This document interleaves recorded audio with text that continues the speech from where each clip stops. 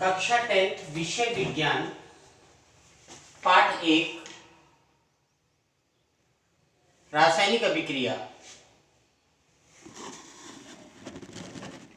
दिनांक 13 जुलाई 2021 वार मंगलवार। आप सभी के लिए शुभ हो, मंगलमय हो। आज हम चलते हैं रासायनिक अभिक्रिया के प्रकार। रासायनिक अभिक्रिया के प्रकार हमारे दैनिक जीवन के अंदर ये अभिक्रियाएं होती रहती हैं। हमारे शरीर में भी अभिक्रियाएं होती रहती हैं। हमारे शरीर में भोजन का पाचन होता है, उसके फलस्वरूप ऊर्जा प्राप्त होती है। ग्लूकोज का ऑक्सीकरण होता है, ऑक्सीजन की उपस्थिति में जल और कार्बन डाइऑक्साइड बनती है। ये हमारे शरीर में अभिक्रिया होती है। दैनिक जीवन में हम बहुत सी अभिक्रियाएं करते हैं, स्वयं भी करते हैं। आज हम एक अभिक्रिया मैं बताता हूं जिसको आप में से बहुत से ने किया होगा। देखिए, ये बीकर है। ये बीकर आप देख रहे हैं, बोरोसिल का बना हुआ ये बीकर है। यानी ये साधारण टेम्परेचर पर टूटता नहीं है, ये इसकी खासियत है।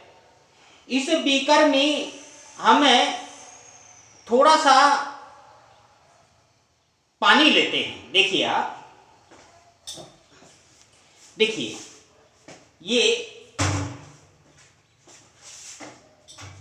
ये मैंने पानी लिया, थोड़ा सा पानी ले लिया। देखिए पानी ले लिया।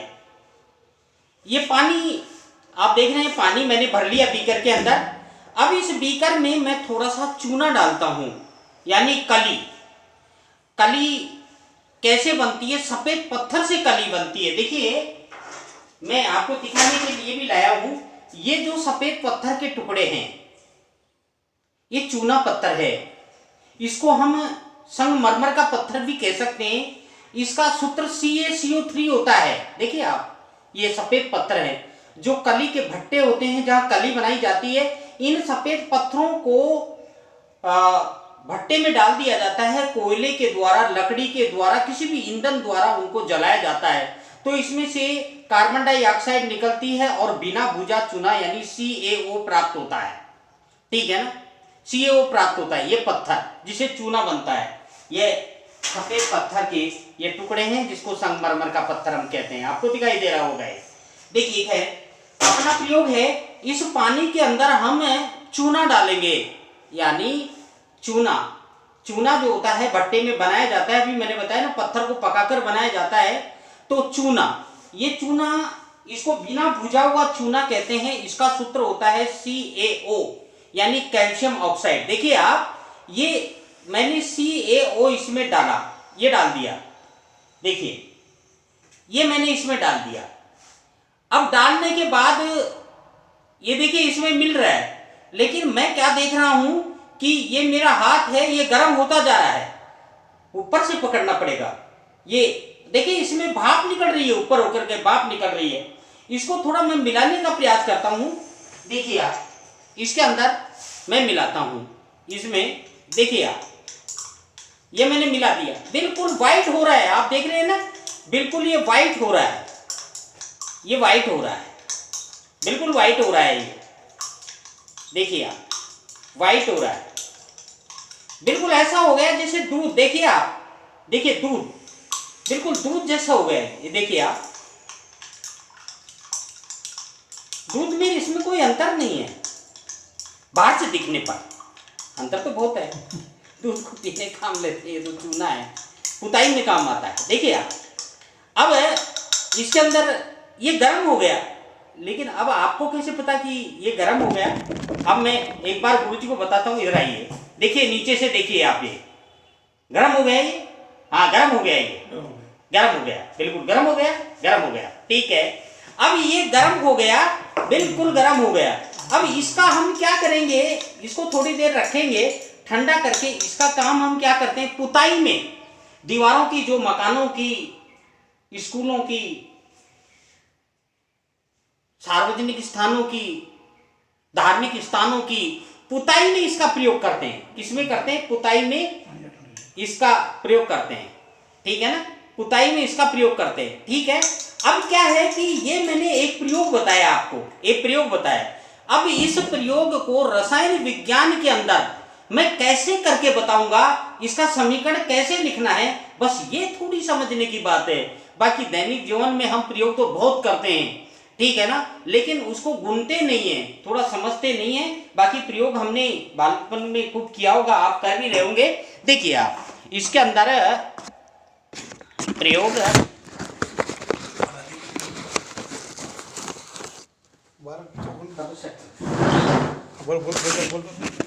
देखिए, प्रयोग के अंदर देखिए आप, हमने इसमें इधर भी लिया, हमने ये बीकर लिया, हमने ये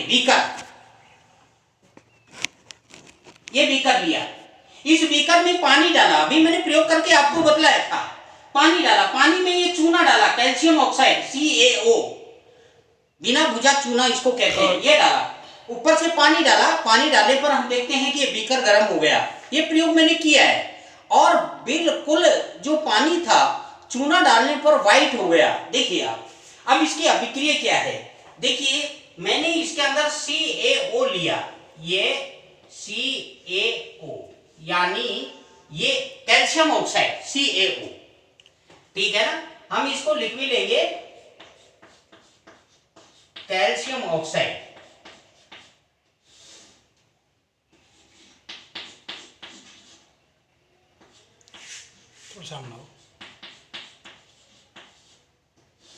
कैल्शियम ऑक्साइड, इस कैल्शियम ऑक्साइड में हमने क्या डाला, पानी डाला H2O डालने पर क्या हुआ कि ये क्या बन गया, CaOH का होल ट्वाइस। क्या बन गया, CaOH का होल ट्वाइस, ठीक है, CaOH का होल ट्वाइस। और ये ऊष्मा प्लस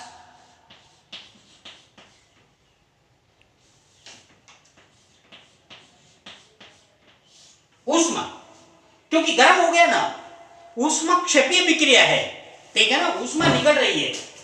तो इसमें देखिए आप, इसके अंदर कैल्शियम ऑक्साइड है, बिना भुजा चूना है, पानी हमने डाला, इसमें पानी डालने पर यह बन गया कैल्शियम हाइड्रोक्साइड, यानी भुजा चूना। हम भुजा चूना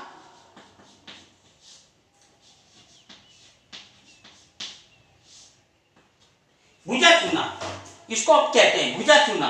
तो इसके अंदर और प्लस ऊष्मा, इसके अंदर हम कहने का मतलब यह है कि ऐसी अभिक्रिया, दो या दो से अभिकारक, देखिए कैल्शियम ऑक्साइड और H2O, इसमें कितने अभिकारक हो गए, दो। अभिकारक का मतलब मैंने बताया था, क्रिया करने वाले पदार्थ, अभिकारक। दो या दो से अधिक पदार्थ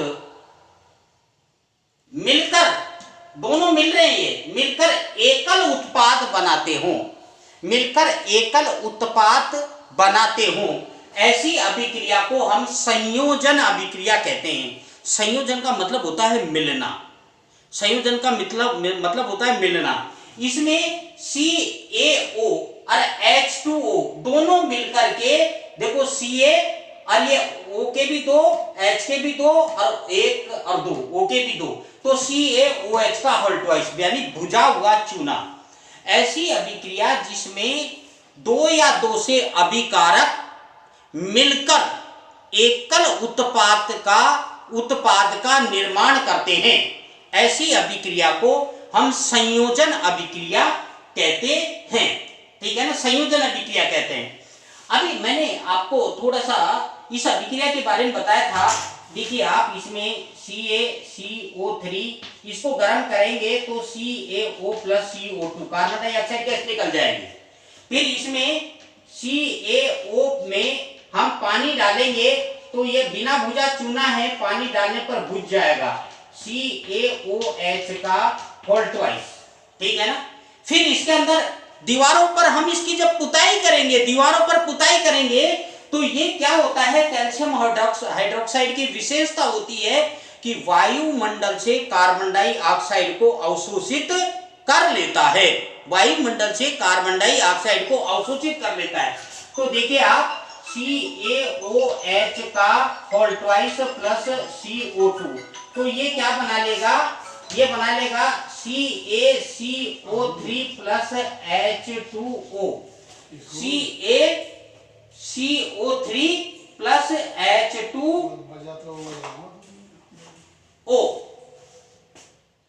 CaCO3 प्लस H2O ये बना लेगा इसके अंदर।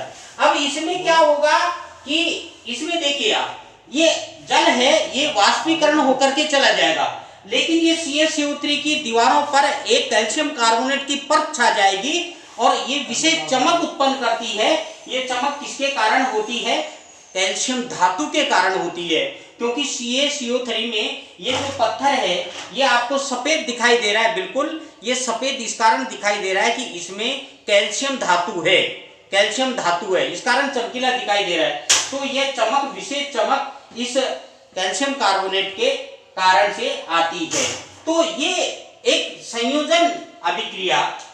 तो इसी प्रकार और देखिए आप, जब हम कार्बन को जलाते हैं C+O2, है ना, तो ये क्या बनता है CO2, C+O2 यानी CO2। इसके अलावा एक बात और है, इसके अंदर देखिए आप, मैंने एक बात और बताई थी कि अभिक्रिया की भौतिक अवस्था, देखिए इसमें CaO है, ये ठोस है, S बोलेंगे, इसके अंदर ये L है, लिक्विड बोलेंगे, ठीक है ना, और CaOH है, ये CaOH ये विलयन बन गया, है ना, तो इसको हम बोलेंगे AQ, ठीक है ना। इसी में भी ये कार्बन है, कार्बन जो होता है ये कार्बन ठोस अवस्था में होता है, देखिए आप इसको बोलेंगे सॉलिड यानी S। ऑक्सीजन जो होती है ये गैस अवस्था में होती है, इसको बोलेंगे हम G। और कार्बन डाइऑक्साइड है, ये भी गैस अवस्था में होती है। इसके अंदर भी, इस अभिक्रिया के अंदर भी देखिए आप, इसमें भी ये कार्बन है, ठोस अवस्था में है, यानी जो कॉपी होती है, किताबें होती हैं, लकड़ी होती है, इन सब में कार्बन पाया जाता है। अब ये लकड़ी है, लकड़ी में भी ठोस होती है, किताब भी ठोस होती है, कागज भी ठोस होता है, तो यानी इनमें कार्बन होता है। ऑक्सीजन की उपस्थिति में क्रिया करके कार्बन डाइऑक्साइड बना लेता है, एक सामान्य प्रक्रिया है। कागज हम जलाते रहते हैं, लकड़ी हम जलाते रहते हैं, इस अभिक्रिया को हम प्रतिदिन करते रहते होंगे, लेकिन ये अभिक्रिया हमको आपसे पहले ये पता नहीं था कि ये अभिक्रिया का प्रकार कौन सा है, तो हम कहेंगे यह अभिक्रिया का प्रकार है संयोजन अभिक्रिया। क्या है संयोजन अभिक्रिया? दो या दो से अधिक अभिकारक मिलकर एकल उत्पाद का निर्माण करते हैं, ऐसी अभिक्रिया को संयोजन अभिक्रिया कहते हैं। अभी मैंने ये चूने वाला प्रयोग आपको दिखलाया, ये चूने वाला प्रयोग दिखाया। अभी भी देखिए, अभी भी ये गर्म है। अब ये जो गर्म है, ये गर्म क्या क्यों कारण है, किस कारण से ये गर्म, अर्थात इसमें ऊष्मा का उत्सर्जन हो रहा है, तो ये ऊष्मा क्षेपीय अभिक्रिया भी है। कौन सी अभिक्रिया है? ऊष्मा क्षेपीय अभिक्रिया। ऊष्मा क्षेपीय अभिक्रिया क्या होती है? यानी एक साथ दो अभिक्रियाएं प्रदर्शन में आ रही हैं, यानी जिन अभिक्रियाओं में उत्पाद के निर्माण के साथ साथ ऊष्मा भी उत्पन्न होती है, जैसे CaO प्लस H2O, CaOH का होल ट्वाइस प्लस ऊष्मा, यानी जिसमें ऊष्मा भी उत्पन्न होती है, ऐसी अभिक्रिया को हम कौन सी अभिक्रिया कहते हैं? ऊष्मा क्षेपीय अभिक्रिया कहते हैं। एक और होती है ऊष्मा शोषी। अगर टेम्परेचर डाउन हो जाता है उत्पाद बनते समय, तो ऊष्मा शोषी अभिक्रिया, वो आगे बताएंगे हम आपको, अभी तो इसमें चल रहे हैं। अभी आगे और अभिक्रिया देखिए आप, इसके अंदर हम जैसे आप देखते हैं कई बार क्या होता है कि जैसे हमारे जल की बहुत कमी है, मान लीजिए जल खत्म हो गया, तो हमारे वैज्ञानिक क्या करेंगे कि प्रयोगशाला में जल बनाएंगे, और किससे मिलकर बनाएंगे? हाइड्रोजन ऑक्सीजन से मिलकर जल बनाएंगे। देखिए आप, यानी H2 प्लस O2 बराबर 2H2O, बैलेंस ही कर लीजिए। इधर हाइड्रोजन के 4 हो गए, 2 और लगा दीजिए, ऑक्सीजन के 2 हैं, आप 2 लग रहे हैं, तो इसमें ये कौन सी हो गई? गैस हो गई। ठीक है, ये कौन सी अभिक्रिया होगी? ये भी गैस होगी। यानी यह अभिक्रिया हाइड्रोजन भी गैस होगी, ऑक्सीजन भी गैस होगी, और ये तो जल तो आप जानते हैं कि लिक्विड होता है, इस कारण से ये एल हो गया। ऐसी अभिक्रिया ये भी संयोजन अभिक्रिया का ही प्रकार है। इसी प्रकार और अभिक्रिया है, देखिए हम जब कार्बन का दहन करते हैं, मेथेन प्लस, मेथेन क्या है कि गैस होती है जी, और प्लस इसमें ऑक्सीजन की उपस्थिति में 2O2, तो ये क्या बनाती है, ये बनाती है इसमें CO2। CO2 क्या होती है, CO2 इसमें AQ प्लस H2O, ठीक है ना, प्लस H2O, ये G प्लस ऊष्मा। अब देखिए आप इसके अंदर ये लिखा नहीं मैंने,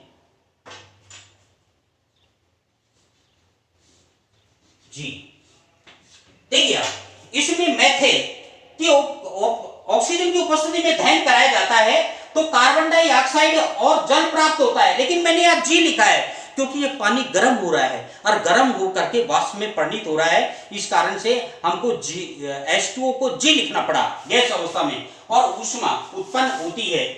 इसी प्रकार से और अभिक्रिया, एक और अभिक्रिया है जो देखिए आप C6H12O6 प्लस, यानी ये क्या है AQ प्लस इसमें 6O2।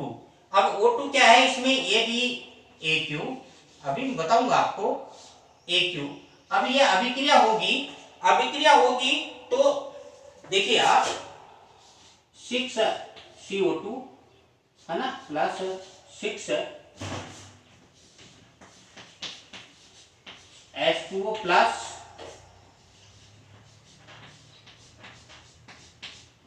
ऊष्मा, यानी इसके अंदर क्या है कि 6CO2 यानी AQ, और ये क्या हो गया L, यानी L, और ये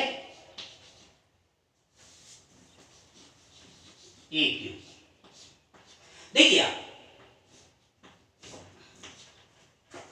इसमें ये जो अभिक्रिया मैं बता रहा हूं आपको, यह अभिक्रिया हमारे शरीर में होती है। आपने देखा होगा कि प्रत्येक मतलब हमारे कार्य करने के लिए ऊर्जा की आवश्यकता पड़ती है। ऊर्जा कहाँ से प्राप्त होती है आप अच्छी तरीके से जानते हैं, भोजन से प्राप्त होती है, सब्जी से प्राप्त होती है, फल से प्राप्त होती है, पेय पदार्थों से प्राप्त होती है, ठीक है ना। तो हम लेते हैं तो उससे क्या होता है, ग्लूकोज, क्या होता है ग्लूकोज, और ये जो ग्लूकोज प्राप्त होता है ये हम श्वसन के दौरान ऑक्सीजन लेते हैं, ऑक्सीकरण की अभिक्रिया होती है, तो ये ग्लूकोज किसमें परिवर्तित हो जाता है, कार्बन डाइऑक्साइड और जल में परिवर्तित हो जाता है, जो वापिस श्वसन के द्वारा कार्बन डाइऑक्साइड निकाल दी जाती है।